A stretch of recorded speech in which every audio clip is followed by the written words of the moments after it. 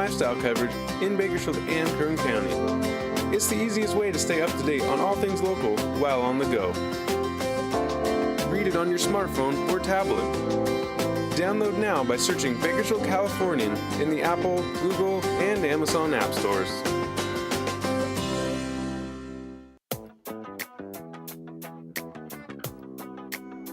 This is Strictly Business, presented by the Greater Bakersfield Chamber of Commerce.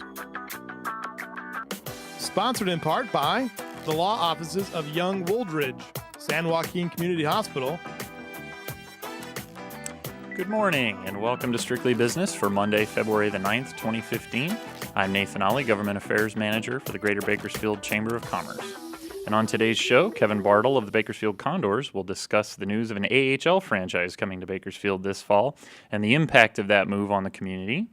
And in our roundup section, we'll have Jeremy Tobias, Executive Director of the Community Action Partnership of Kern, and he'll discuss the benefits of owning versus leasing commercial space for nonprofits.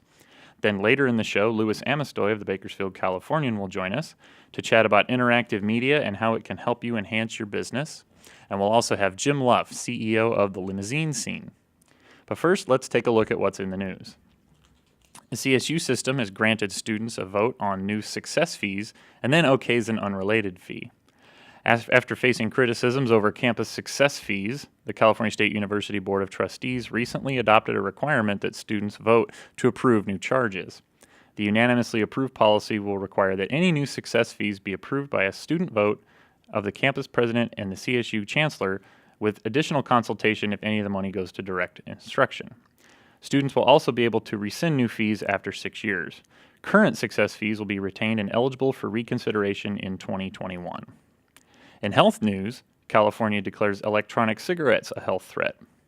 Officials say that these e-cigarettes are a health threat, especially to children, and should be strictly regulated by tobacco products. A report recently released by the California Department of Public Health says e-cigarettes emit cancer-causing chemicals and get users hooked on nicotine. E-cigarettes heat liquid nicotine from cartridges into inhalable vapor without tar and other chemicals found in traditional cigarettes. E-cigarette makers say their products are far safer than tobacco. Other states, including Oklahoma and Arkansas, already have issued advisories cautioning the use of e-cigarettes. Local cities and counties have put regulations in place about where e-cigarettes can be smoked, but there hasn't been a statewide policy approved. In Washington, the Keystone Pipeline wins a Senate vote in a victory for the GOP and leader Mitch McConnell. The Senate has approved legislation that will expedite construction of the massive Keystone XL pipeline. 9 Democrats joined all Republicans present in the Senate to approve the bill by a 62-36 vote. The legislation will now head to the House for approval. President Obama has threatened to veto the measure. The pipeline would carry tar sands oil from Canada to Nebraska and ultimately to the Gulf of Mexico. The project would be among the biggest infrastructure developments in the nation, bringing an estimated 3,900 construction jobs and tens and thousands of indirect jobs during the building of the pipeline. Turning a little closer to home, toxic chemical releases are up in San Joaquin County. A new report found businesses are releasing more toxic chemicals into air, land, or water in San Joaquin County, which mirrors a national trend as the economy improves and production picks up. These releases may remain much lower, however, than in decades past. Each year, certain large businesses are required to report chemical releases to the Environmental Protection Agency, which makes that information public to help residents understand what's happening in their communities. Data recently made public for 2013 shows a majority of San Joaquin County companies releasing more chemicals, though that's not the case across the board. In e-commerce news, Instagram is allowing retailers and small businesses a new avenue to reach out to potential shoppers. Stores can use a program called Soldzy to sell through Instagram and Facebook. For stores, Instagram is a marketing tool that allows them to put their merchandise in front of shoppers who are interested in it. Instagram also allows small business owners to post a single item and communicate one-on-one with a shopper. Shopping through Instagram is particularly popular among shoppers looking for vintage items or a very specific item by allowing shoppers to search Instagram for a certain hashtag to find that perfect item. In real estate news in Bakersfield, housing and businesses are planned in a new northeast development. The Californian is reporting that 4 new subdivisions of single-family homes on large lots are being developed by San Rafael-based Estates at Rio Bravo LP, about a half-mile south of the Rio Bravo Country Club. Still in the very early stages, the project is expected to come to the Bakersfield Planning Commission later this year for approval of its subdivision map. Overall, residential construction in the Northeast is booming. Last year, the number of building permits for single-family homes in the Northeast's Ward 3 more than doubled, and other residential projects are on the way. 2 apartment complexes are planned on either side of College Avenue where it ends east of Fairfax Road. 3 senior projects, 2 assisted living complexes, and 1 with market rate housing are making their way through the permitting process as well. According to a new report from the U.S. Census, 1 in 5 children were on food stamps. 16 million children were on food stamps as of last year, the highest number since the nation's economy tumbled in 2008. Numbers released by the Census Bureau last week show that 1 in 5 children were on food stamp assistance in 2014. The number of people receiving food stamps spiked through the recession and has stayed at a higher level since. Participation and spending appear to be going down, though. The Congressional Budget Office said this week that the government spent $76 billion on SNAP last year, down 8% from the year before. That was the first time spending went down since the beginning of the recession. Around 46.5 million people received food stamps last year, which is up from around 26 million in 2007. Participation is expected to decrease over the next 10 years, though. Higher food costs could keep spending up. And on a more positive note, the American Hockey League, the highest level of minor league hockey, has recently announced that Bakersfield will be awarded a franchise in the league's new Pacific Division starting this fall. And joining us now is Kevin Bartl, Vice President of Communications for the Bakersfield Condors, who's here to tell us more about the big announcement. Good morning, Kevin. Good morning. Thank you for having me. So what are we talking about here? Are we going to have 2 hockey teams, ECHL and an AHL? What No. are we looking at? What's the difference here? Well, the Condors are basically getting a promotion. Okay. After 17 years of watching our players go on up to the next level, we decided just to move the entire operation up. So to the we're next all level. getting called up. We're all getting called up. All Basically. right, The whole that's city's great. getting called up. That's great. So Yeah. for those that aren't really big into hockey, what's the difference? How close are we to the big time now? We're as close as it can possibly get. Okay. The American Hockey League is basically the second best hockey league in the entire universe. Okay. At least the known universe.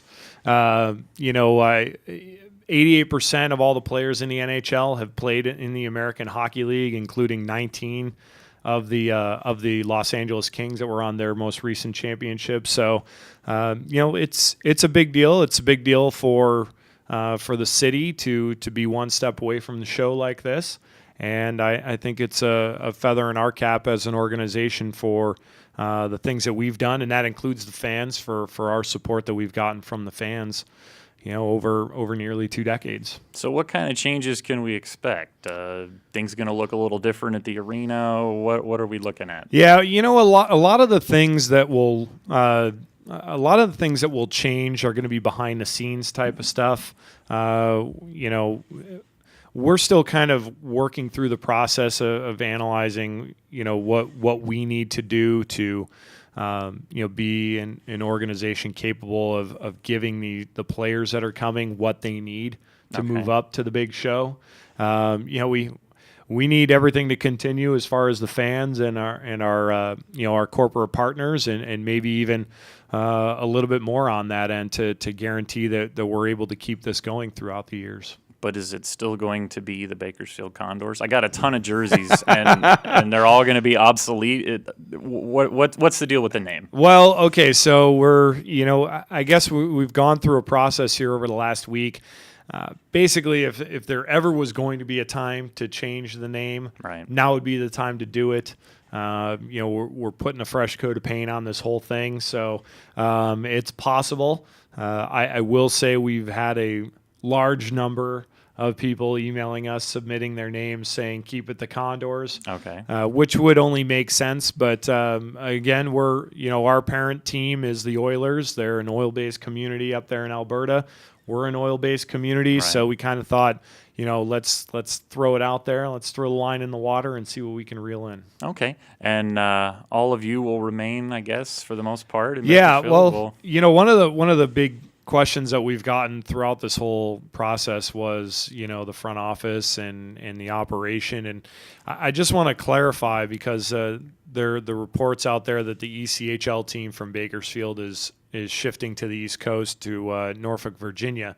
That's basically it's kind of a paper transaction. Right. It's the ECHL territory is moving, if you will, and our operation, our organization is going to remain largely unchanged. Okay. And this does this have an impact on the lease at the arena? You'll extend to stay in Bakersfield longer? You know what? That's a good question. There's a lease in place. As of right now, we're still the Condors. KGUS Oilers is our corporate name, and that's who the lease is with.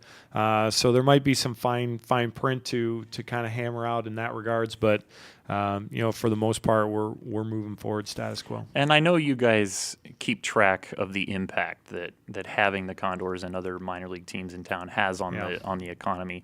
What do you think we can expect? I know there's a higher salary cap in the AHL. What kind of things can we expect there? It's definitely going to go up. As of right now, we kind of estimate about 10 to 12 million as the impact to the community, and that comes from player salaries, what we spend on housing, players and staff from around the league coming in and booking hotel rooms and spending their meal money in our town and everything like that. So a lot of that stuff will go up. A lot of the costs of doing business go up. So in the American Hockey League, so a lot of that's going to increase. Players make good money in this league. Let's be real. A lot of them are signing $1 million contracts when they get drafted, and they might not be on the $1 million salaries just yet, but they're doing pretty good. They're making a good living doing this, and they're very serious about their business. And on the other side of things, all the teams that come into town are serious about it. The Edmonton Oilers are going to be serious about it. They're going to have staff in town nonstop, and it's going to be a great means of just pumping money into our community, we think. Well, that's terrific. And in the meantime, we'll enjoy the last season in the ECHL. Team's home Sunday, right? Team is home Sunday. We actually have a couple of home games here left in the month of February. And as always, we offer up, group discounts if businesses want to come out and, rent a suite for the night. Makes a great way to entertain clients or family and friends or employees. Season ticket packages as well are great for businesses, and we're going to be making phone calls. If you're a business that doesn't have a season ticket package just yet, we're going to be knocking on your door here. This is a big deal, and we need everybody's support if we want to pull this off. All right. Kevin Bartl, Vice President of Communications with the Bakersfield Condors. Thanks very much. You can leave the bobblehead. Okay, we'll take a quick break, and we'll be right back after this with more Strictly Business.